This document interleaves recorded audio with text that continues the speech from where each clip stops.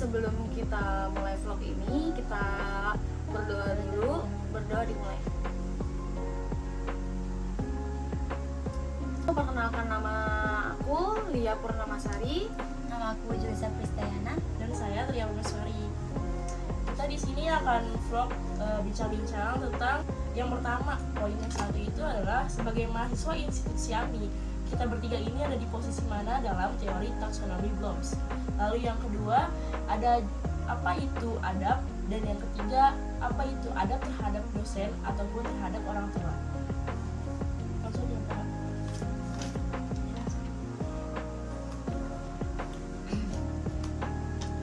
Sebelum kita semua tahu di mana posisi kita dalam teori taksonomi Bloom's, sebelumnya saya akan menjelaskan dulu taksonomi Bloom's itu apa sih?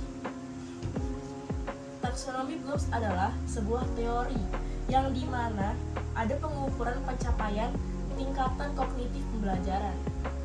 Dalam teori ini terdapat 6 tingkatan. Tingkatan paling terendah yaitu remember atau mengingat. Di dalam remember ini, siswa atau mahasiswa hanya dapat mengingat atau menghafalkan, tapi kita tidak tahu apa yang kita simak. Contohnya, kita menghafal surat Al-Quran, tapi kita tidak tahu apa makna dari surat tersebut. Lalu tingkatan kedua, ada knowledge atau memahami. Ini berarti siswa sudah paham apa yang ia simak, tapi ia belum bisa memproses apa yang dia simak tersebut. Lalu di tingkatan ketiga ada mengaplikasi. Di sini berarti otak kita sudah mulai mengaplikasikan apa yang kita simak dan apa yang kita pahami. Lalu naik ke level 4 yaitu analisis. Analisis ini berarti sebagai mahasiswa kita harus mencari informasi di luar dari pembelajaran ataupun lainnya.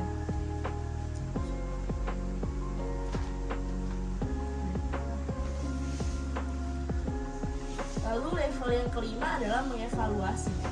Setelah semuanya telah terjalan, pastinya selalu ada evaluasi agar semuanya bisa berkembang lebih baik ke depannya. Dan yang terakhir paling tertinggi ialah kreatif. Kreatif ini berarti bahwa kita sudah mampu mengaplikasikan, menganalisis, serta semuanya sudah menjadi satu dalam kreativitas membangun sesuatu yang baru dan menarik. Lalu sebagai mahasiswa institusi AMI, kita berada di mana sih? Menurut kalian bagaimana? Kita berada di posisi yang lupa tadi coba. Ke-6. Kalau menurut saya memang sebagai mahasiswa institusi AMI, kita harus berada di posisi yang ke-6, yaitu create atau kreativitas membuat sesuatu yang baru. Tetapi setiap orang pasti berbeda-beda kognitif tingkatan tersebut. Kalau saya sendiri, saya masih berada di analisis karena saya baru bisa mampu menganalisis, tapi belum bisa menciptakan sesuatu yang baru.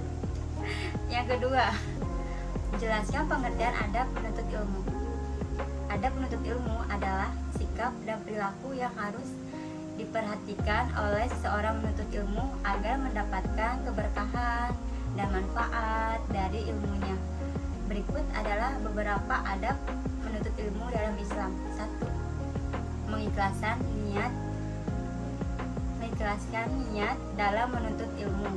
Semua yang dilakukan dalam menuntut ilmu semata-mata hanya mengharap wajah Allah Ta'ala, bukan tujuan duniawi.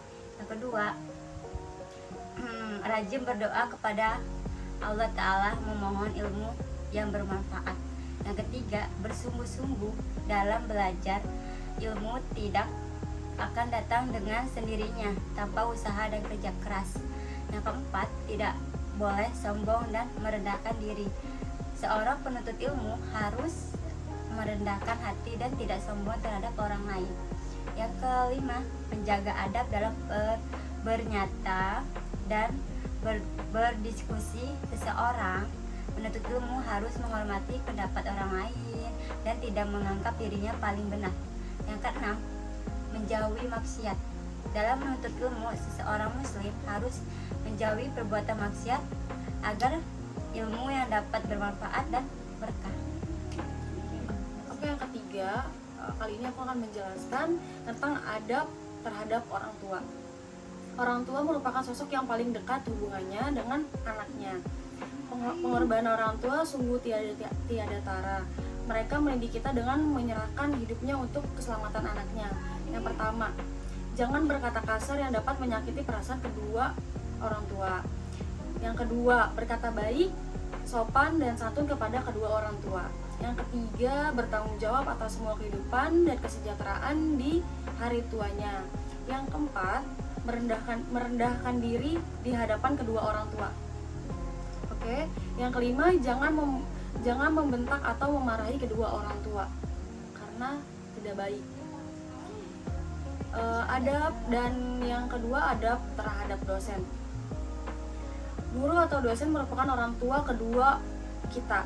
Mereka lah yang berjasa dalam mendidik kita setelah orang tua kita. Ilmu yang kita peroleh saat ini tidak lepas dari peranan seorang guru.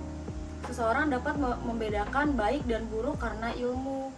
Islam meletakkan ilmu di atas yang lainnya, dan Islam juga meninggikan derajat orang yang berilmu dibanding yang lain. Berikut adalah beberapa adab murid kepada guru. Yang pertama, muliakan dan menghormati dosen. Yang kedua, mendoakan dan kebaikan bagi dosen. Yang ketiga, merendah hati kepada dosen. Yang keempat, mencontohkan akhlaknya. Yang kelima, menenangkan hati dosen. Kesimpulan, untuk mengukur suatu pencapaian pembelajaran, tentunya kita harus mengetahui dan memahami diri sendiri. Dan sebagai mahasiswa, kita semua harus berada di level tertinggi taksonomi Bloom's, yaitu grade. Untuk mencapai level tertinggi tersebut, kita harus bermulai dari awal dengan cara bersungguh-sungguh dalam belajar, menganalisis, banyak mencari tahu informasi, dan juga mengevaluasi diri. Dan dalam menuntut ilmu, perlu disandingkan dengan adab. Karena adab dan ilmu adalah sebuah kesatuan yang tidak dapat dipisahkan.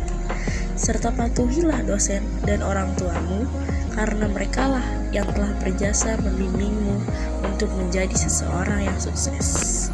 Oke guys, sekian dari vlog kami. Kalau ada salah kata, Oke, bye-bye. Thank you. Sebelum video ini kita tutup, alangkah baiknya kita semua membaca doa.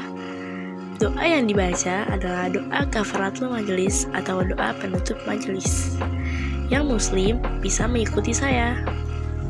Bismillahirrahmanirrahim. Subhanakallahumma wa bihamdika asyhadu an la ilaha illa anta astaghfiruka wa atubu ilaik. Amin ya rabbal alamin. Udah belajar ya. Karena itu suatu kepentingan umat Islam dan juga merupakan suatu adab dalam menuntut ilmu. Doa harus diiringi dengan usaha, dan usaha juga harus diiringi dengan doa, karena doa tanpa usaha adalah bohong, dan usaha tanpa doa adalah sombong. Jadi, jangan lupa berdoa ya teman-teman.